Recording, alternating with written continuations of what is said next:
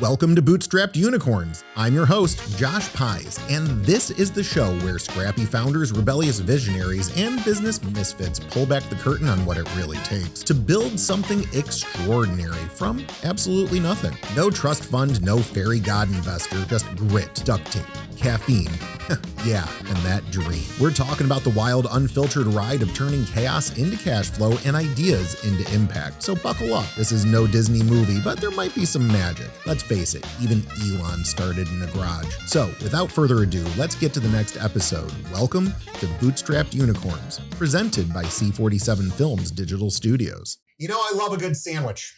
Food is, it's love in a lot of cultures. I think anytime somebody hands me a good sandwich, actually, I had a really good wrap that my wife made yesterday. And why am I talking about food like this?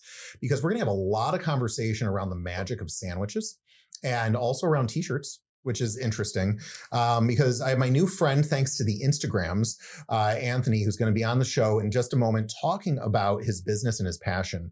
And it's such a pivot, right? Because last episode, you met my producing partner, Neil Sampat, and we do movies together, completely different conversation. But always, as you know, we have an entrepreneurial bent where we're interested in why businesses become what they are, where they come from, how they're doing, and how they've done what they've done. And so yet again, today, you're going to have a whole bunch of great intel and actionable data from a really cool dude. So, and the cool dude's not me, it's my guest, Anthony, and we'll talk to him in just a second. So if you have not liked, subscribed, followed, gone into the podcast ecosystem and hit that subscribe button on your favorite listening channel, I would like you to just pause for a moment and do that right now. This is an appointment you should have every week with yourself to grow, and our guests help you do that. So just come and hang out with us, would you? All right. Now, without further ado, Anthony, how are you? I'm doing well. Yeah? Yeah. Yeah? It's a happy day in Orlando? So it's always a happy day in Orlando. The city beautiful is a fabulous place to be. You seem to me, by everything that I've learned about you recently, like you really love it here, and you're very pro Central Florida. If nothing, you know, I don't know if it's Orlando, the city beautiful, or the larger area, but you love where you live. I do love where I live, and I just so you know, because people, when they listen to this, who know who I am, when they hear the name Anthony, they have no idea. Oh yeah, you're Biggie. I'm Biggie. Everyone knows me as Biggie, in all through Central Florida. So origin story, college. I was obsessed with making everything Biggie sized. No one really knows this, but I made everything Biggie sized. And my friends are like, dude, they're like, I would walk in and Wendy's would be like, Biggie fry, Biggie drink. And I was like, yeah. And I was like, and that's how it went. And so then my friends started calling me Biggie, and it just stuck. All from Wendy's? Or were you also like, I'm not going to get a Mini Cooper, I'm going to get a Biggie Cooper? No, I basically was like, that's how it kind of went. And then it just kind of stuck. Yeah. And then I've had it since college. So it's awesome. been, and everybody knows you as Biggie. No one knows. I got college roommates that introduced me to their parents as Biggie. No one knows anything else as Biggie. My mascot is Biggie Bread. He's my alter ego. I mean, it's basically, that is what I'm known for. I love that you've owned it that deeply. Oh yeah. It's intense, but yeah, I'm all about it. That's the reason why I tell people, like a lot of times when I tell people, introduce myself to people in Orlando, if you tell them, hey, I talked to Deli Fresh Threads, Anthony, they're going to be like, who's that? It's Biggie. It's clearly the intern. It's not Biggie. They don't know anybody else. They don't know any other name but Biggie, which is interesting. I love that. Thanks. Yeah, very cool. So I'll switch over to Biggie. Okay. Absolutely.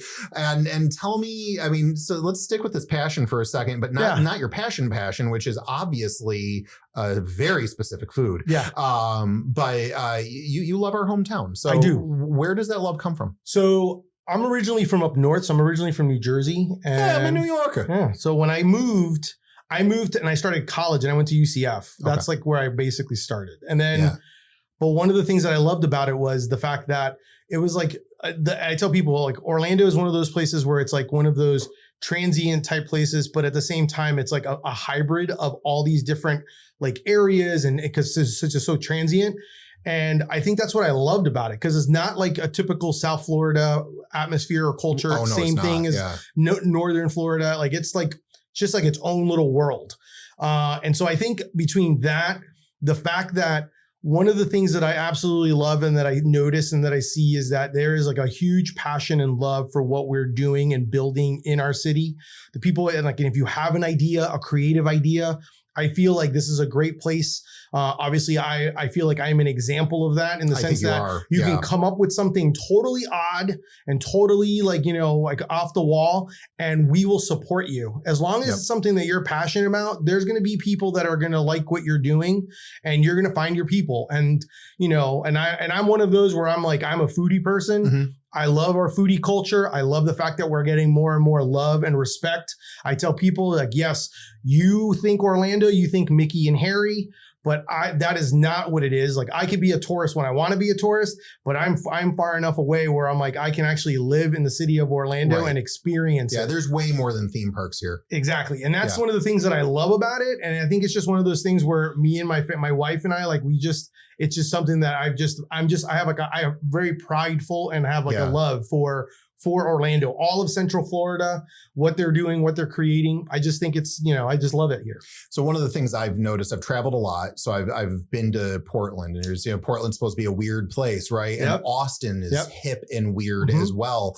But I feel like because we have a mouse in a Harry Potter land, people miss how we're more Portland than Portland. Correct. Right? Correct. And it's funny that you say that, because that's kind of where when people ask me, I'm like, I think of like Seattle, Portland, places like that. Like that's what we are as Orlando. And it's like, and it's the beauty of it, because I feel like a lot of people say that they come here because they have the ability to create these things. And probably as the more guests you've talked to do a variety of just odd things, you're like, how did this even become a business? But they're doing it. They're able to be successful in doing it here. And it's because we love, I'll take the Mickey and the Harry. We love creativity. We love things that are different, and we love things that you're passionate about, and that you're actually, if you're doing it right, we're going to support you. That's right. Well, and the doing it right, I feel like there's a lot of coaching here too, because there's people who have tried things, done things, and then they'll find the new weird idea, and that person doesn't know how to do it right. They've never done anything necessarily, right? Yeah. And so there's people like yourself, and people I'd like to think I'm maybe one of them, where I'm like, hey, I like your weird. Can I help you be weird? Yeah. Right. And weird, but in weird in a beautiful, good way. Yeah. Let me harness that, and let me spread that word for you. Yeah. Dr. Demento. Yes. Awesome. Yeah. Weird Al. Yeah. Awesome. Listen, I'm all about the oddities and the world of anything like that. I think is amazing. I'm like, it's like one of those things where I am a nerd in that aspect. Like I love all the different elements. I think all a little down to the finite details of little things. Yeah. Those are the things that I enjoy and I appreciate. Awesome. And not that I want to equate what you're into, by the way, as, Dr. Demento and weird too. I think it's just, for you to be able to own Biggie, the sandwich guy, and I'm using sandwich now very specifically because we're going to get into this.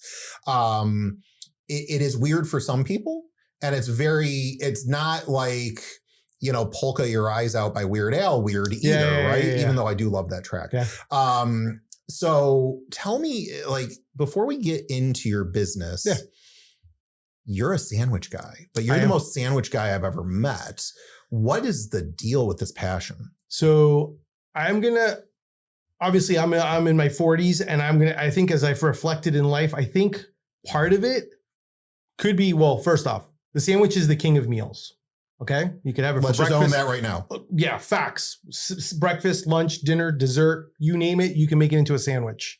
All right. Okay. Breakfast sandwich, egg, meat, bread. Bagel sandwich, chicken biscuit, you name what it is. You have your regular lunch, dinner. You can make it. You could have as a sandwich. There's warm sandwiches if you want to go hot or cold. Dessert, s'mores, ice cream sandwiches, chipwiches. You name it. You can make it. Ice cream donut sandwiches. Ooh. All those things you can make into a dessert.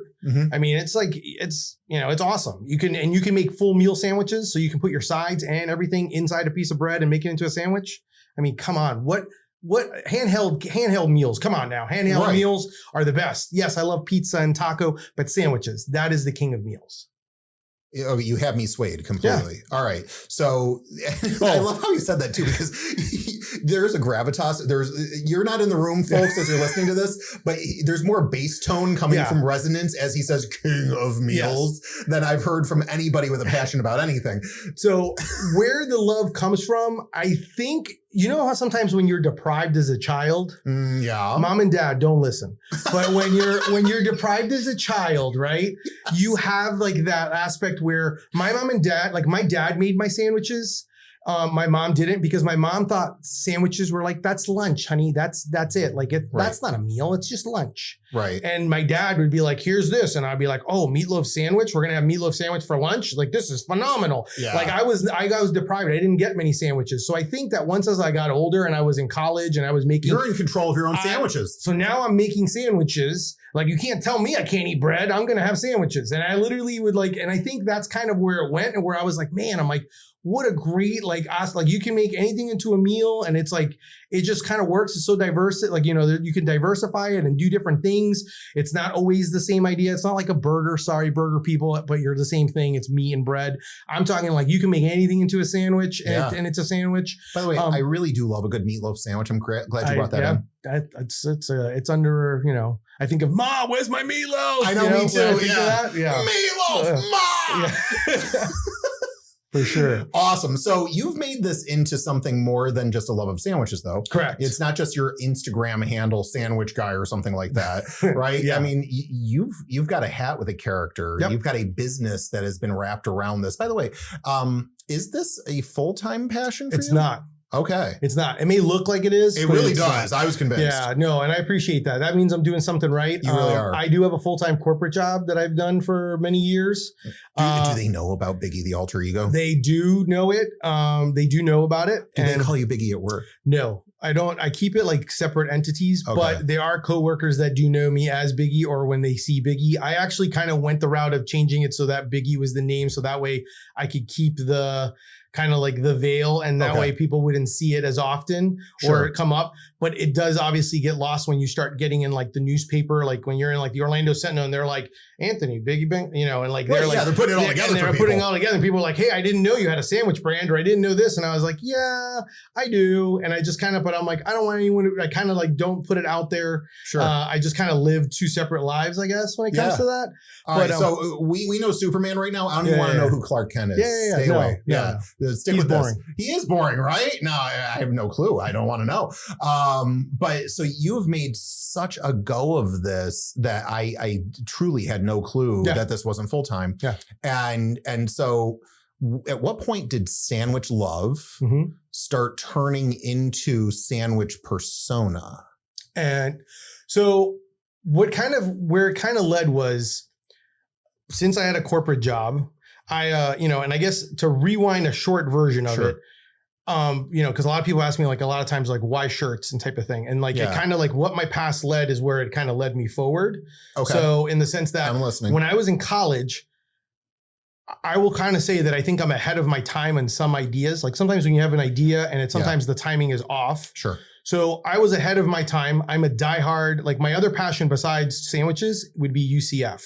Like I noticed that. Diehard UCF fan. My other personal handle is UCF Biggie. And so it's like, that's like what I'm known as. Yeah. So I loved UCF so much that my first idea ever was I actually had a UCF clothing brand like in the late 90s. No kidding. And it was called Nightmare Apparel. And I had an idea, and the idea kind of streamlined, and I was in business with two of my friends for like 5 years. And I did licensed UCF merchandise for 5 years, but I learned a lot of things when it comes to that. One, when it comes to sports teams or liking doing it based on a team, if your team doesn't win, no one buys. Okay. And I was also at a place where I would say that before UCF went perfect, we went perfect the other way, which was winless. And so when your team doesn't buy, when your team doesn't win, no one shops. So I ended up like, we did it for 5 years. And then once that happened, we went 3-9. I closed up shop, and then we went winless. But what I learned was I loved the whole creative aspect of it, all those elements that went with it. Yeah. And so that kind of stuck with me. And then obviously you become an adult, you get married, you have a kid, all that type of stuff. And I have like the corporate job, and I enjoy my corporate job, but there was like a part of my corporate job that just kind of like, I told my wife, I was like, listen, I love you and we have an amazing life, and I am all about doing the corporate thing, but I'm dying every single day that I don't use my creative like outlets. Right. I need a creative outlet. And so my wife was like, what are you going to do? What would you do if you won the lottery? Is what she asked me. Fair. And I was like, okay. And then she goes, whatever you do, I don't make us go bankrupt. That's what she said. Honestly, that's a ton of runway. Right? So she gave me a lot. And I said, you don't care? I can go as crazy as I want? And she goes, yeah. And I said, okay. And I said, well, everyone always knew that I love sandwiches. And I was like, what if I'm like, and I'm like, well, why don't they just do a clothing brand that's sandwich themed and, a sandwich themed clothing brand? And she's like, because I'm like, I don't want to open a sandwich shop. Yeah. And at the time when I was trying to figure this all out, I had a coworker of mine who at the time I was like, he was reading all these different books and the business. And he basically introduced me to Gary Vaynerchuk. Yep. And with his book, Crush It.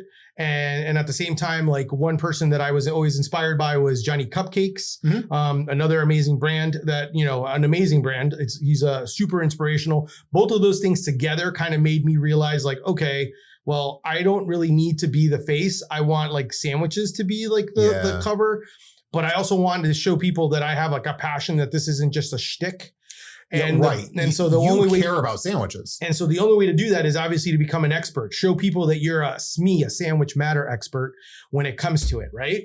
So then that's kind of what I did. And then I just kind of started, before I even opened the brand, before the brand even released anything, I was dropping sandwich facts and dropping, like showing things of like where I went, to the point where there was a little bit of, and there is sometimes a little bit of an overlap where people think I own a sandwich shop because I'm either showing pictures of sandwiches or like, I'm like, hey, I ate at this place and I ordered this because I want to support another small business. Right. So they're like, well, where's your sandwich shop at? And I'm like, I don't own a sandwich shop. I own a t-shirt brand that's sandwich themed. Do sandwich shops locally ever let you behind the counter? I've been behind the counter because I've had sandwiches created that I've created that are on menus. So that's something that, So behind the counter, occasionally I'll be back there. Or if not, like occasionally, like if you've ever been to Beefy King, you get to watch, like I've recorded them, how when they're slicing the meat, and then they also have like that little button that you steams the buns and steams the meat. Man, I love that stuff is just so good. I love all that stuff. Beefy King, I didn't even know what it was when I moved here. Yeah. And I had a employee so long ago mention that he had just eaten at Beefy King. And I'm like, what am I missing? And he said it with passion. He said it with awe and reverence. And I'm like, what? Yeah. And yes, Beefy King is a treasure. They're still open, right? Still open, going strong. They're like in their third generation, family owned. Wow. Yeah, it's amazing. I absolutely love them. They do a heck of a job. So many, listen, I jokingly, like one of the first, like, I guess charity type shirts I ever created was the one called City of Sandwiches, because via Google, they did a report that Orlando is the sandwich capital of the United States. What? Don't battle me. It's not me. It's Google. But I'll put my toothpick on it, then claim it, because during that same time I was doing something called sandwich eat-ups, and I would eat at different sandwich places. But I think the reason for it is we do have a lot of sandwich shops, but I also think that maybe Publix and Wawa maybe also kind of play a factor, because if people are looking for sandwich shops, those things are coming up. But based on Google, we were at one point, probably before COVID, I don't know where we are now, I haven't looked. Sure. But based on reports, the Google rankings had us as the sandwich capital of the United States. That is fascinating. Which is nuts, because no one ever thinks of us as sandwiches, and we don't actually have, when you think of our city, we don't actually have a sandwich. You know what I mean? Like when you think of like, it's cheesesteak, right? Yeah, like when you think cheesesteak of Philadelphia, or when you think of like pastrami on rye in New York and things like that, like you don't think of that in Orlando. I actually get pastrami on rye as a Christmas gift from my wife's uncle. Oh, really? He ships it to us from Cats. From Cats? Yeah. Nice. Yeah. First we got it, I opened it, I'm like, what? I'm like, oh yeah. Like this is quite a gift. A sandwich is a gift. Oh yeah. I mean, it was more than a sandwich. I mean, it was 2 loaves of bread. It was a whole bunch of stuff. You get to assemble it your way. Was it Goldbelly who sent it to you? I think it was. Yeah. Their owner wears some of my stuff, and I didn't even know it was him until I started seeing like in his profile pictures him wearing one of my pastrami on rye shirts. Oh come on, that's cool. I had no flipping clue. He bought like 5 of my shirts, and I'm looking. I'm like, who is this guy? And I'm like looking, and I'm like doing my orders, and I go, holy cow, he bought 5 of my shirts. So yeah. But they do some amazing stuff. That is really neat. Yeah. So I don't know if you knew this, but the tap room at Dubstrat, have you ever eaten there? Yes. Okay. So Steve Gunter, who is one of the co-owners, is a friend of mine. And he's like, did you know that our hamburger made it as one of the top 25 burgers to eat in the world? That's awesome. I'm like, in the world? And he goes, U.S. News and World Report thinks so. I'm like, what? I mean, so I think Orlando is possibly the sandwich capital of the world. Now, did you have anything to do with that, or were you just able to find the fact that it was manifesting? Your presence must matter. I mean, I'm not going to lie. I want to say that I wanted to say that I allowed for some claim to fame for that, or at least to kind of help populate that. And the only reason I say that, I'm not saying that I led to it, but the reason I think that I do think it helped, because around the same time that all this was happening, you know, like what kind of elevated as kind of the evolution of what my brand was, people then started asking me like, well, where can I, you know, if you're not making a sandwich, where do you go get a sandwich? Got it. So you were bringing the conversation to the surface. Correct. And then so when that happened, I then for a long time, but right when COVID happened, I kind of stopped doing it. But for a good 5 years, every month I was doing this thing called Sandwich Eat Up. And I would basically go and say, listen, come with me. Let's support another small business and let's eat sandwiches at another small business. You were Dave Portnoy before Dave Portnoy. And so I was going and I basically, so that's how people knew, like if I'm recommending a place and I'm telling you to eat with me, then I'm telling you that it's good and we're going. And I would literally go and we would go during the course of the week. So we wouldn't go on the weekend or anything like that, because obviously businesses have plenty of help with that. I would go on like a Monday, a Tuesday, or Wednesday where like the business is kind of slow. And then we would just bring like 20 something people over into the restaurant and we would just eat sandwiches and they would get to know the owner and then be introduced to a new restaurant.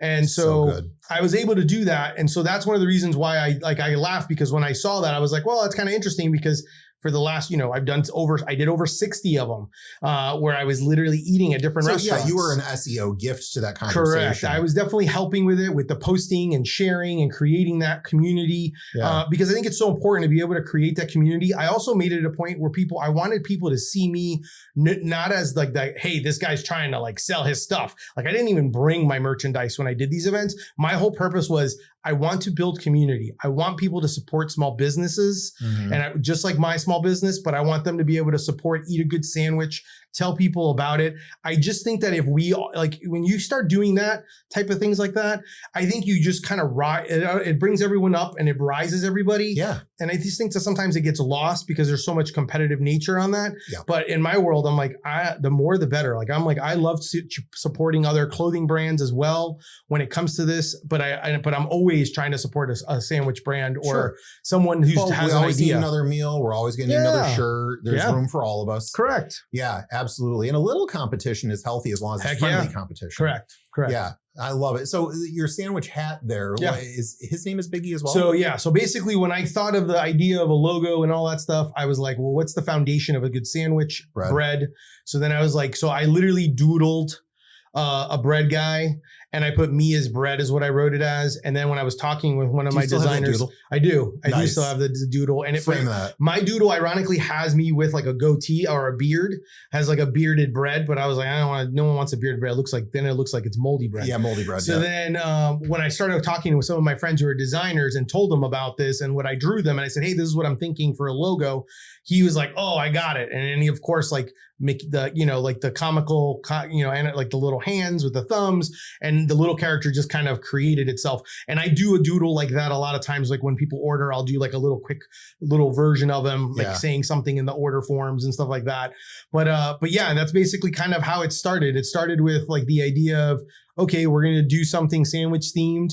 And then it just kind of like wrap up as a marketing guy. I literally was like, I started asking like all the dumb questions where it looked dumb on Facebook. Like, hey, when you went to lunch, like what are your favorite things that your mom did for you? Like I would ask questions like that. Yeah. Or like, what did you like? Or what do you love like about your favorites? Like, what are the little details that you love about your favorite sandwich shop? Because I tell people that when you get an order from me, it's a mix of like your mom and your favorite sandwich shop, like packing your favorite sandwich, but it's coming from me. Is literally the theory behind it. And that's because I even wrap my shirts like sandwiches. I put napkins, things come in like in paper bags. Well, I mean, you were so kind to bring me a surprise here. Here, we'll show you. Check this out. So this says, it's a stamp. This is so retro too. I love this. Deli Fresh Threads. Come on now. And that's the name of your t-shirt company. That is the name of the brand, which ironically, I got stuck in the weeds trying to figure out a name. Yeah. And I couldn't figure out a name because I was like, this is too obvious. And then I just kept going to like, you go to delis or go to places to get meat and it says Deli Fresh or Fresh Deli. And then I was like, man, why don't I just call it Deli Fresh Threads? It just kind of rhymes and flows. And when we're talking about Bootstrap, since obviously this is Bootstrap. It's completely. what I started thinking, I'm like, well, sometimes you have champagne taste with a beer budget, right? Yep. So my theory was like, well, how can I cost effectively? Because yes, would I love to have these amazing boxes and everything's like, painted and like all the stuff like already printed on? Yes, but guess what? I didn't have the money for it. But it's also way overkill. This is charming. But a paper bag, and a stamp, which then you can use the stamp to like, you'll see inside like my napkin, I use the same stamp. And then I use the same stamp that I use when I stamp my boxes. Yeah. So that way, when you're getting it, it has that kind of like homey feel, but at the same time, it has that look where you're like, oh yeah, it's a sandwich shop. It's just from a sandwich shop. So good. So, I mean, this is the reason why, like, I would see a lot of people gifting this. Correct. Because of how unique this experience is. So check this out here. He's got a legit guest check like it was at a diner. And his note to me, Josh, thank you for having me on your show. I wanted you to have a taste of my brand, Deli Fresh Threads. Hope you love your packed sandwich. Keep sharing and inspiring others. Enjoy. Biggie, Deli Fresh Threads. And then, of course, he did the right thing. Follow at Deli Fresh Threads. Mm-hmm. Listen at Lunch with Biggie and Let's Eat Orlando Pod. So you've got 2 podcasts. Yes. And so I'm assuming for listen, those are both your podcasts. Yes, sir. Spot on. Those will be in the show notes. But I'm going to now destroy what I love this packaging because I got to get into this. And so one of the things that I tell people, because when I do a pop-up or online, this is what it is. Like, obviously I do a special like generic version at a pop-up. You would have to. Because it's impossible. But when I tell people to order online, when they order, even in the you got to have the little message. You got to have the little message. Post pics and tell your friends. So come on. A lot of times what I tell people is if you're going to order something for a friend, make sure you tell me it's for a friend, because then that way I can write and I could be like, hey, I could be like, hey, Miller, Josh thought you would enjoy this Philly cheesesteak. And then that way they can kind of see it and then be able to experience it. Now, I don't know if you knew this, but I am a sticker junkie. Are you? Oh, yeah. All of my Pelican cases have stickers everywhere. Fantastic. Oh, yes. I am an absolute I thought you might like my pin, too. It's one of my newest ones because I figure, get this spread. So I just so we've got a sponsor, Viking Motorcycle Bags. Okay. They just sent me their new bag. Okay. And I've got one pin on there, which is it's the grape soda from the movie. Yes. Up. So my wife got it for me. And so that's our little thing. Because if I wear the right glasses, I kind of look like the old man. Yeah, Carl. Carl and Ellie. No, you do. You're younger than Carl. Oh, I'm very younger than Carl, but you can pull it off. Well, and when I'm shaved. Oh, okay. Yeah, I look like my grandfather who looked like Carl. But anyhow, so he's got the napkin and a little clean there, and then look at this. You're not kidding. You literally wrapped it like my favorite sandwich. So like a sub is wrapped like a sub. A Cuban's wrapped like a Cuban. The only thing that's not wrapped properly is like if you did like I have a pulled porker shirt like that. I can't do round, but it'll come like this. So this is like the standard version of it. But that's a BLT design. Thanks, Biggie approved. Yeah, I'm opening it right now. Yeah, please do. Oh my God, this is so good. So are you a marketing person by trade? My full-time job is not a marketing person. Okay, and I'm playing a little guessing game here, and I really don't mean to fish because I know you're keeping separation. No, that's fine. I mean, I appreciate that you are a marketer. Correct. Because all of this is an experience. I mean, I am joyful. This is really very and that's cool. what I want. I want people like no better feeling than during the holidays when people tell me that they got upset because they found this under their tree, which granted, 2 weeks under your tree, how's that possible? But they were upset that it was under their tree and there wasn't really a sandwich. They're like, what are you talking about? This is a t-shirt? I thought it was a cheesesteak. So this concept it's called a BLT blueprint. So it's like basically a blueprint of how to make a BLT sandwich. Oh my God, that's so hip. That is really cool. Wow. I love this. Thanks. And every once in a while I'll meet a passionate person, but they're passionate about something that's rather cliche. I'm a Disney person. I'm like, okay, cool. I'm literally picking on my daughter right now. I'm sorry. Bella, I love you. That's my daughter's name. Oh, okay, cool. Yeah. Rock on. Awesome. So, there's a lot of people that share that passion. Yeah. Cool. I don't know that I've ever met a sandwich guy like you. This is fascinating. So how much of your life is this t-shirt brand? I mean, what's your balance? So I've been doing this for 12 years. The brand's been alive for 12 years.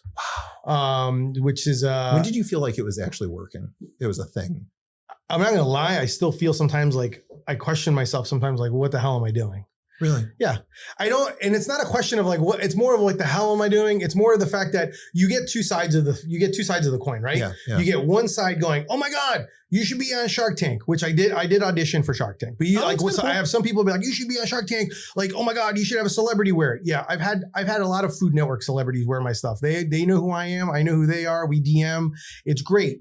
But at the same time, like there's certain elements where it's kind of like a balance where you're like, okay, well, where can this be like one of those things where you can open a store? Maybe. Yeah. But I don't know. Like it's one of those where like it's an amazing idea. I think it's an unbelievable concept. It's something that I am very passionate about. I could definitely know that we're at a point now doing this for so many years, because a lot of times what happens is with clothing brands, if you're going to start a clothing brand, I'm just going to let's talk.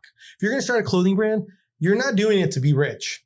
Like because it's a creative outlet, because t-shirts are a creative outlet for what it is. It's a saturated market. It is a market where everyone no one's getting rich to do this. Like there's a reason why clothing brands, there's a reason why the Hundreds has switched and kind of gone into like working for Disney and things like that. Like there is an element of this where you do this because it's like almost like you do it because there's a passion for it and you love it, not because you know you're going to put money in your pocket and you're going to retire from it. Like it's not one of those things. I do it because I love the idea, the creative. I love coming up with the concept, being able to put it on a shirt, have people be able to wear it, have that dialogue and that camaraderie with someone to talk sandwiches and have that passion with someone else. Those are the things. And through the years, because of the fact that I have a full-time job, I can safely say it's taken me a while to realize this, but through the years, because of it, it's allowed for me to let it reinvest in itself where it basically builds. So now when I come up with ideas, it just kind of keeps snowballing. And I'm like, oh, well, I want to do this. Because you're other financed, it can self-bootstrap. Correct. Because I'm not making it, relying on it at the time to be something where it like pays all my bills. Right. You know, so like, and that's a balance. Sometimes that's a balancing act. And then sometimes that's the reason why a lot of clothing brands, I mean, I have a table where I fold all my shirts and do all this, where it's like plastered with just, because I love stickers too, of all these clothing brands that I follow that none of them exist anymore. Oh. And the reason they don't exist is because they either want to open a store or they try to do something or they're not focused and they're all over the place. And then what ends up happening is they're just like, it just kind of dies because they're like, well, I got to pay my bills and I can't do it. But in this case, I can. And so the balancing act is definitely kind of like an ebb and flow. I will say that like, I probably am, it gets a lot crazier once we hit fall because the summertime gifting season, like this is like, that's my, like, I pretty much just kill it. Like I am the ultimate foodie gift or unique gift to give someone. I mean, you give this to someone, no one's seeing this. Like, and that's kind of how I look at it. So like I do a lot of pop-up markets. I do a lot of those during the fall. So, and then the beauty of it is that's like a lot of times on the weekends. So like it works out in that aspect.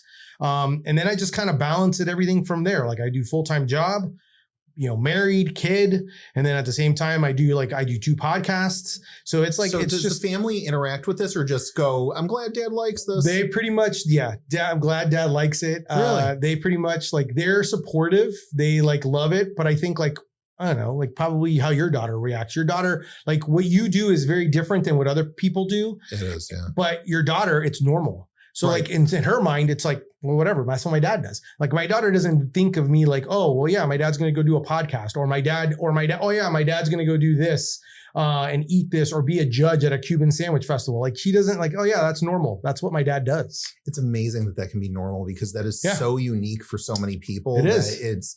It really is a gift. Yeah. Like what I do too, right? You know, the fact that I get to just sit here and talk to people and get creative and weird with people. And then they pay us to help them express something similar in their brand. Like, wow, like I kind of hit the lotto. Yeah. And you kind of hit the lotto for your side hustle, which is much larger than a normal side hustle, by the way. Correct. Yeah. But I love it. And it's one of those things where, and so it is a balance. There are times when it's a little bit like, I've kind of learned sometimes where I have to reel in where my wife will basically be like, hey, you kind of need to slow down a little. Like, because I'm like, oh, I'm going to go this weekend. Like she knows there's like a window of time. So she knows that like once we hit fall, because like right now we're slowly getting to like in the pop-up market world, we're slowly getting to that point where it's becoming summer, hot, rainy season. Yeah. Nobody's going to want to pop up anything. No one wants to do any of that. Yeah. But then once September hits, she knows that like, okay, it'll start, it's like a ramp up where it's like September and then like October. And then once November, December, it's like every weekend you're selling somewhere because people are buying for holidays and starting to do their shopping. And I'm packing online orders and wholesale orders and things like that. Yeah. I'll tell you what, for anybody who likes to be remembered for a great gift, this opening experience here, like I almost didn't need this to be inside, right? I just the experience of the tag, the bag, the napkin. I mean, this is just a napkin that you stamped. Right. And that's but it is the most magical napkin I've had my hands on in decades. Yep. And when people tell me, the greatest feeling in the world is to hear people tell me that are customers that keep coming back, or tell others that say, hey, I still have your handwritten note, because it's a handwritten note. It's not like, I mean, I know I have nice handwriting, but it's a handwritten note. You do. Yeah. And they're like, I have it on the fridge. I still have your note on my fridge. Right. Because they like appreciate it. And it means a lot to me because it is a lot of details. Yeah. It comes down to the details. But the reason I do the details is because it's something that I'm passionate about and I love. And it's one of those where, yes, I want you to appreciate it. But if you don't appreciate it or don't notice it or don't see it, I'm okay with it because I'm doing it for me. And I'm, you know what I mean? And I think that's the key when it comes to a lot of these things when you're running a business, is that, yes, like I do have to find a balance, because you don't want to go overboard and be like, oh my God, I would love to, like, you know, I'm going to spend all this money on my packaging to create all these things. Like, I realize that this is very simple, but like when people ask me like, hey, why don't you do like one of those boxes that looks like a lunch box? And, you know, and I was like, yeah, that's great. But that starts like, this allows me to do so much. And it's honestly, one of those things that's super simple and super easy. Backwards. Yeah. And I agree, because this kind of does, I mean, it does the job. I mean, it's been doing it for me for a while. It's going to take a while. The only time that I obviously don't have things like wrap like this is when I sell like my shirts wholesale, like in the Neighbors and stuff like that. Like you just go to a rack and buy a shirt off the shirt. But when you buy from me online or at a market, even at a market, like I have bins where those shirts are just wrapped like that. So I have people coming up to me and goes, hey, how much for the sandwich? And I'm like, dude, that's a shirt. Like, do you not see like the 20 something shirts behind me that are sandwich themed? Oh, I thought that was food. I thought I could buy some from you. I was like, do you really want to buy a shirt that's been out on the counter? Right. Or in a the sandwich. Heat? Yeah. I'm like, a sandwich in the counter for like all this time. He's like, I don't know. It just looked kind of good. I was like, sure, okay, whatever, dude. I'm like, well, I'll take it. I'll take it as a compliment. Yeah, well, and it is a high compliment because you packaged it so well. And how long did it take you to figure out how to package those?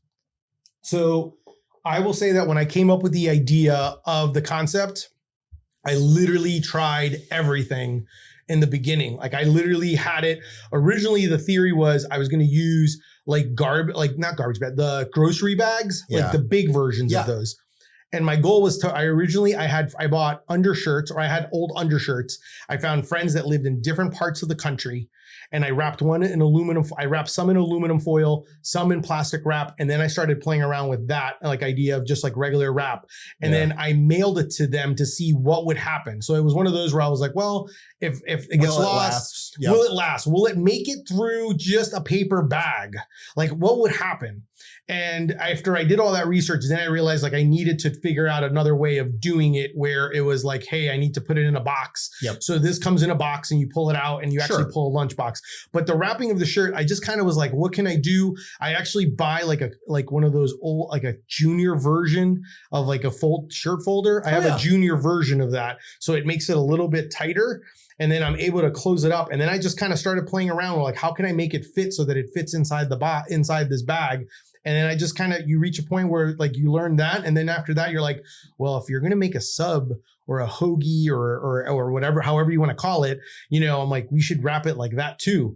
And then I learned how to wrap a Cuban because I went to Black Bean Deli and I talked to the owners and I was like, hey, can I go back there and just see how you wrap a Cuban and record it? And then I recorded that. I learned how to wrap a Cuban. So like my Medianoche and my Cuban shirts are all wrapped like how you would wrap a Cuban, how you would pack a Cuban sandwich. So it's like a little bit more, it's like a little bit set up differently, like a little, it's more square, but it's just wrapped differently, like how you would get a Cuban sandwich at a restaurant.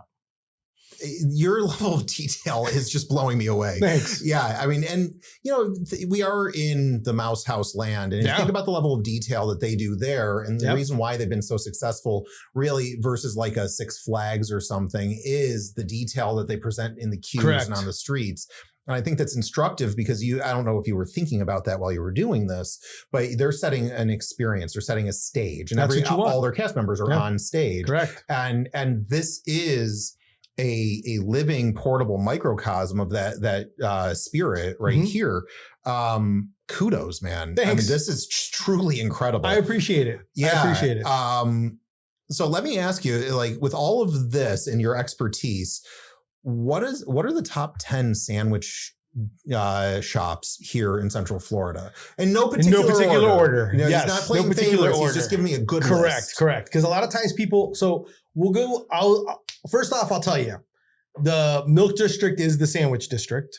I've noticed. Yeah. You can't go wrong eating in the Milk District. Like you can't, like Beefy King's there. Yep. Badass is there. You got Stasio's there. You got 7 Bites. There's like good sandwich spots over in a la carte. So there's a lot. There's also Chicken Fire that's right across on the other side on Colonial. So like those are some great places to be able to get sandwiches. I tell a lot of times where I tell people is when they start asking like, what's your favorite sandwich? A lot of times I will tell them, what are you in the mood for? Because there is no favorite sandwich. There is no favorite sandwich. Now, mind you, I used to say back in the day, the owner of Pig Floyd's in Pigsa used to own a food truck.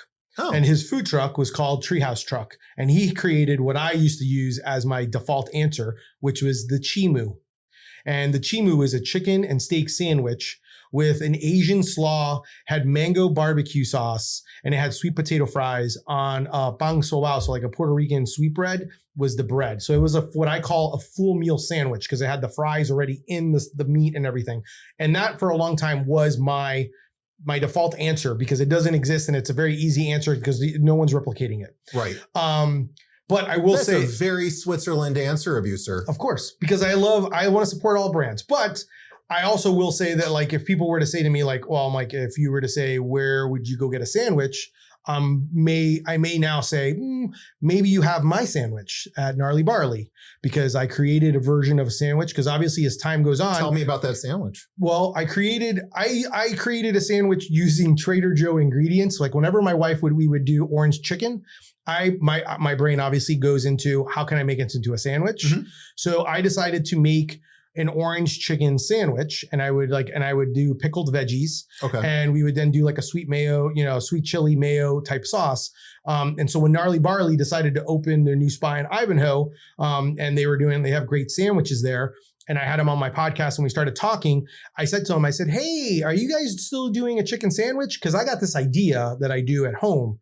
And so I decided to I went over to them as they were creating it and I got to make it for them. And I kind of like tweaked it so I can kind of like, so basically it's an orange chicken sandwich, which they use the orange rinds to make the orange sauce from like their old fashions. They use that in order to make the sauce. And then, so they toss the chicken in that. And it's like a nice chicken. It's a nice, fried chicken sandwich, but when it's tossed with that, and then it's a pickled coleslaw and pickled, cucumbers and carrots. Sounds so good so with far. It on top. So you got like a little bit of like, it's got a little bit of spice. It's got a little bit of that, like that sourness of the pickledness. And then it's got a sweet chili mayo on it on a brioche bun. And I call it Biggie's Bomb Me is what it's called. And the beauty of it is like I love the fact that they understand the support. So they're like, we're going to name it like it has Deli Fresh Threads is on the logo and all that stuff. Wow. Like is on the menu. People like, I love the fact that people tell me that they love it. People take pictures of it. But I do tell people like, yes, like that is like, obviously I'm going to pub that because it's one of my favorite sandwiches. I want it to be the most popular sandwich in the place, but I also have had creations like, well, again, I'm glad Pom Pom is coming back, but I've had 2 creations that I've inspired at Pom Pom's as well. Because of it, I love sandwiches. Like if I could, like I would love to be able to collaborate, and I'll just put it out there. Anyone who's listening, I would love to collaborate and come up with my own, because I have enough sandwich ideas for every single restaurant to be able to come up with something to put my spin on it, because literally that's my love. Like not only do I eat, I make them as well. Like I make my own sandwiches at home and I create them. I'm no chef, but I'm an eater and I know what I like. Well, I think you're a professional sandwich designer. Yeah.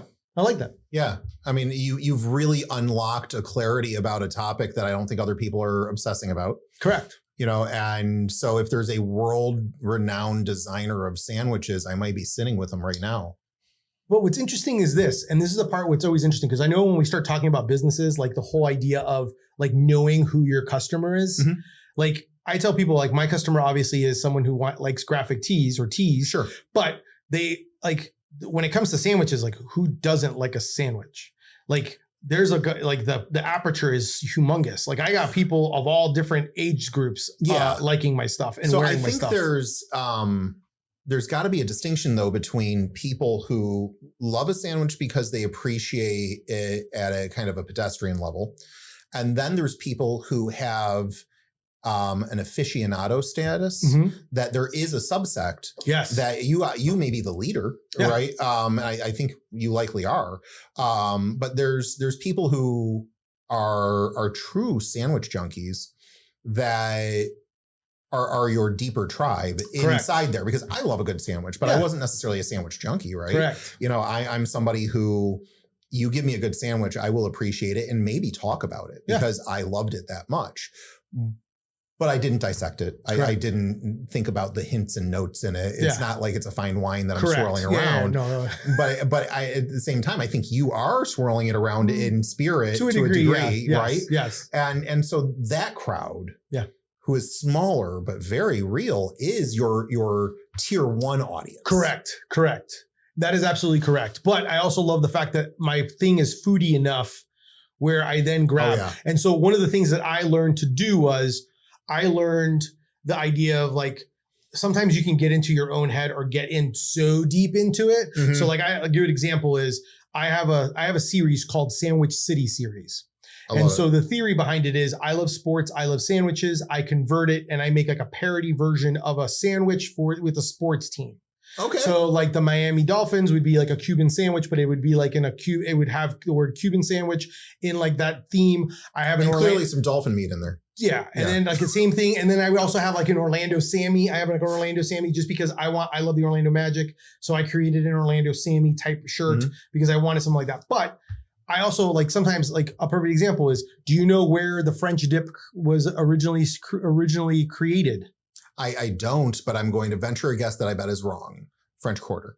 So you would think so, right? However, I have one of my shirts. It's a Los Angeles Lakers shirt, and it says French dip because that is where the French dip was created. Was in LA? Yes, in LA. Come on, Philippe's. Some people may come argue that it's not Philippe's, but Philippe's was the one that basically came up with the idea of the French dip. Really? And so, and it's like an interesting story. That's the other part I love. I love the sandwich facts and the history of some of these sandwiches. Earl of Sandwich. What about the Earl of Sandwich? Well, one, there's a sandwich shop. Two, there's a character. Yes, the Earl of Sandwich. Yes, he's the one from 1762. That was the one who supposedly he is the Earl of Montague, who basically came up with the idea while gambling. Some say he was gambling, some say he was working late, and they were using the gambling as a political thing, saying that it was negative. But anyhow, in order so he could continue eating and gamble through the night, he basically asked someone to provide him with some meat and some between bread so that he could eat and do that. And then as he started doing that, people started looking and going, "Ooh, I'll have what the sandwich Earl's having." And then that's kind of where it kind of developed and just kind of like steamrolled from there. Even though Hillel the Elder technically is the first person to supposedly create a version of a sandwich. But so that's we're going deep cuts here, but I want to know now, Hillel the Elder? Yeah, supposedly from what I've read, Hillel the Elder used like matzah to create and would actually create a version of a sandwich. I used to do PB&J on matzah. Really? Okay. Yeah. PB&J is great.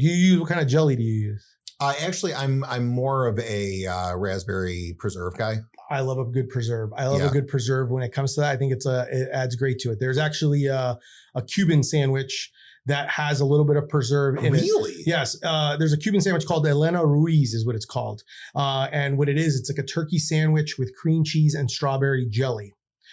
Is what the sandwich is. And I believe it may have Swiss, but I know usually it has like a cream cheese. And I like to make it where sometimes when I make that version for myself, I'll sometimes, if I have a little bit of guava, I'll use the guava and I'll make a guava spread instead. Which seems more in line with a Cuban, Hispanic with like a flavor. Cuban version. Yeah. Yes, exactly. But that's kind of where my brain goes. So sometimes I go way too over into that and I'll do these things and then no one will understand. Like a good example is, I have a fluffernutter. I have a shirt called the Fluffernutter, which is basically a fluffernutter, but that's how Boston people would say it. So my shirt says Fluffernutter.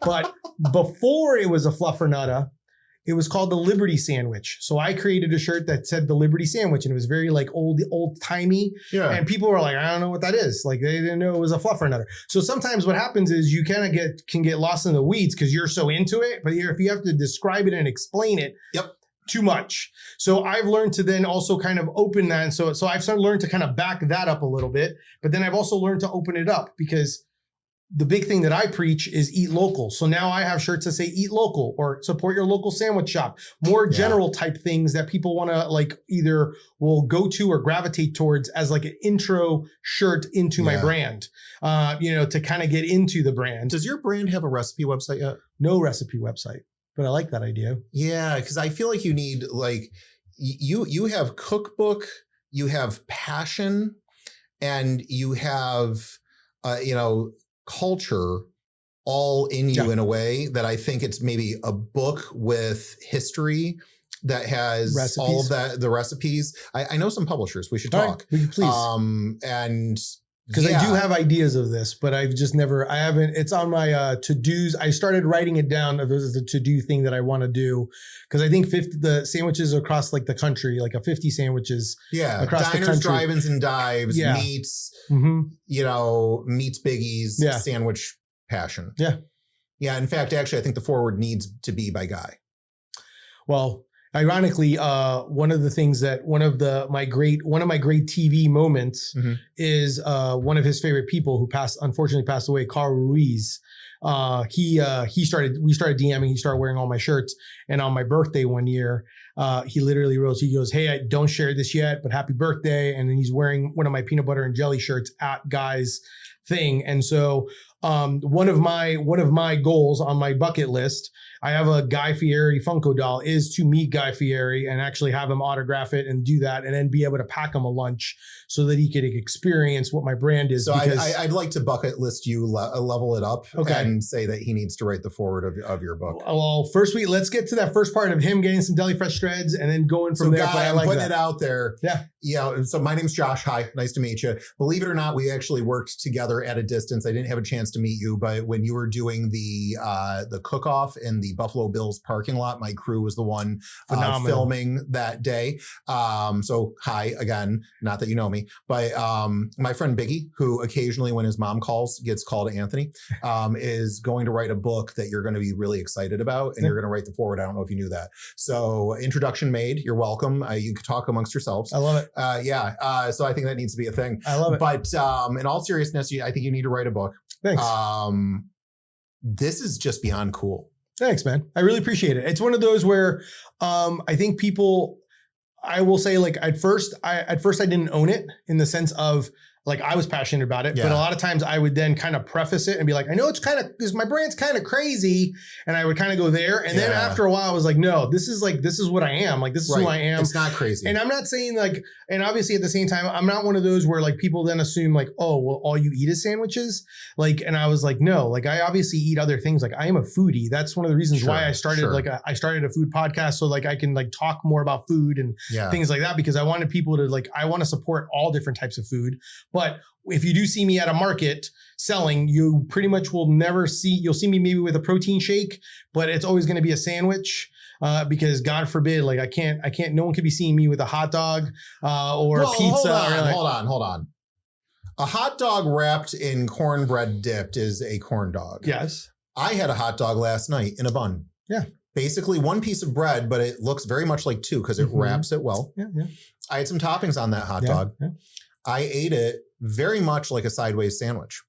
I would like to believe that it is not just sandwich tangential, but a hot dog prepared in a traditional way is probably a sandwich. Am I wrong? So this is because this is like the number one thing that people love to interact. Some of my close friends love like trying to throw this at me and do this. So I will say, philosophy of sandwiches. Here we go. One, I said, I did say that I would never put a hot dog on one of my t-shirts. I did because I said never say never. But here's the reason why. the tagline, and it says it's called DFT PSA, so public sandwich announcement. It's all right to be different. They're both delicious, but they are not the same. A hot dog and a sandwich are not the same. Never in a million years, Josh, have you ever said, "Man, I'm really craving a sandwich," and someone gave you a hot dog? Hot dogs are delicious, but they are not a sandwich. Just know it. No, they're not a sandwich. And then the other part is this: I know it. In a my hot heart. dog without the bun is what? Meat. A hot dog. Yeah. Also, Hot Dog and Sausage Council, they also say that it's not a sandwich. And lastly, there's an authority? Yes, there's an authority. There's a Hot Dog and Sausage Council. They say it is not a sandwich. And then my last one ever is, if you really want a hot dog sandwich, it's called bologna. Okay. I mean, that's literally the only, like, I mean, at the end of the day, I'm not going to fight you because I love a good hot dog. Yeah. So like, I'll eat a hot dog, but I'm never in my wildest dreams have I ever said, man, that was a good, like, I've never said a hot dog, ooh, man, that's a good sandwich. Or I've never said, man, I really could go for a sandwich. And then someone hands me a hot dog. I'll be like, that's not a sandwich. Yeah. It's a hot dog. So it's its own entity. It's like a taco. Fair. Right. A taco is definitely not a sandwich. Correct. Yeah. I mean, some people may tell you otherwise. They're now using the same construct of like everything, but whatever. At the end of the day, enjoy good food. That's kind of where I live. I'm like, enjoy good food. If you want to enjoy a hot dog, you want to call it a sandwich, that's fine. You're just never going to really see a hot dog. The only hot dog sandwich shirt that you're going to see is my DFT PSA. I feel like the leader of all sandwich culture sitting here in my studio right now has weighed in very clearly that a hot dog is not a sandwich, and it is somewhat blasphemous, though he will allow you to blaspheme. Yes. It is your problem, not Correct. his. We understand this now. Yep. So Biggie, how do we find you? How do we find me? So you can find me at Deli Fresh Threads. Deli Fresh Threads. You can use those right here. DeliFreshThreads.com. Pretty much on all socials. Yeah. You pretty much look that up. I'll be there. Everything from, TikTok, Instagram, my website, all of that. And yeah, I love a good conversation when it comes to sandwich. So even if you're like, and a lot of times if I'm going somewhere, I like to ask too. I'm like, hey, where should I go eat at? Yeah. The weirdest of things that I'll get to do this summer that I'm super excited about, and I get to check off my list. Mm-hmm. And talk about me first telling you in the beginning of this whole thing that I'm a big UCF fan. So this summer I am going up Northeast to go do New Hampshire, Vermont, and all that stuff. And one of the places that I will be going to is Sandwich, Massachusetts. Oh, which obviously people love to send me the sandwich meme of the sandwich cop police stuff. Well, obviously I'll be taking a picture there and all that stuff. But here's the reason why I know I was meant to go there. Their high school mascot is the Blue Knights. The Blue Knight logo is the old UCF Knighthead logo, just in blue. Really? So when I saw that, I was like, oh, I am meant to be there. At one point, some of my friends are like, you should be the mayor. I was like, no. I don't want to move there. I'm like, I just want to go eat a sandwich there, rock and support the Blue Knights, and eat a sandwich at Sandwich Mass. You need to go find a cop and tell him to try to trust me. I'm gonna or maybe have him arrest me with a hot dog in my hand or something. Something like that, or at least you've got a sandwich here on the run and you get a good photo of. That would be really fun. Trust me. I plan to my family is aware of this because as part of the itinerary, they were like, well, because I've been to Massachusetts a few times. I've just never been to Sandwich, Mass. Yeah. So they're like, we're definitely driving to Sandwich, Mass. What part of the map is it? Close to the coast? Yes, clear near Cape Cod and all that area. Oh, nice. So that'll be lovely. So it's going to be gorgeous. Yeah. Yeah. Enjoy that So I'm trip. excited. So before I let everybody go, I do want to bring up that today Biggie is wearing a shirt that says everyone deserves a good sandwich. Yes. And so he has a t-shirt line you can learn more about on his Deli Fresh Threads, socials and website, where he gives a sizable amount of the proceeds from that t-shirt to food-related nonprofits because everybody deserves to be fed and nourished. Correct. And so there's a number of Central Florida nonprofits that is their concern. One that we talked about, I don't think it's this quarter that you're giving to them, is Second Harvest Food Bank. I've volunteered a little bit with them and seen them give graciously and over again to all sorts of hunger-related needs. And many big businesses and small businesses and individuals are giving time, money, and food items to Second Harvest to make sure they get out. And that all of that takes money. Refrigerators are expensive to run. They have a large warehouse, I think, in the Sanford area. So all of that is something worth supporting. So as you enjoy partaking in this incredibly crafted brand, Deli Fresh Threads, just remember that the occasional t-shirt, depending on which one you're buying, has sizable gift attached to that going off to organizations that I know you can get behind. This is apolitical. People need to eat. People need to be well fed. Nourishment leads to good health. Good health, it affects our healthcare system. It affects our happiness and our community. I mean, this is doing God's work as all right. So if you were on the fence, like, gee, I wonder if I'm going to buy from Deli Fresh Threads, I think I just gave you the answer. You should, because not only are you supporting a wildly fun brand that you can give to other people as great gifts and give yourself that gift, but you're giving a gift into the community by participating as well. So I think you owe it to us as the community and to yourself to have some freaking fun having sandwiches, going full Deli Fresh. Rock the threads, my friends. Rock these threads, and you're really generous with your time on social too. You interact with people, so say hi to not Anthony, Mr. Biggie himself, and be a sandwich head, man. I love it. All right. Yeah, man. I appreciate it. Thank you so much for the time. I really, you're doing some great stuff. I truly appreciate seeing all the different variety of guests. I think that's like the key thing to being able to show people and showcase people different perspectives, because I think everyone's got a message and you kind of learn something from every single person. You can learn something from everybody. You just got to be ready for it. Exactly. Right? All right, entrepreneur, next episode, no clue who it's going to be, as I usually don't. And I do promise that we're curating cool people, interesting people who have a perspective and a story and an actionable expertise that they can share with you so that you're better today than you were yesterday. And you can apply that tomorrow in your real world. So stay with us. Do all the subscribing and everything if you didn't do it already. I gave you those instructions earlier. You didn't do it? Really? All right, go do it. And also remember, you got to get back to work.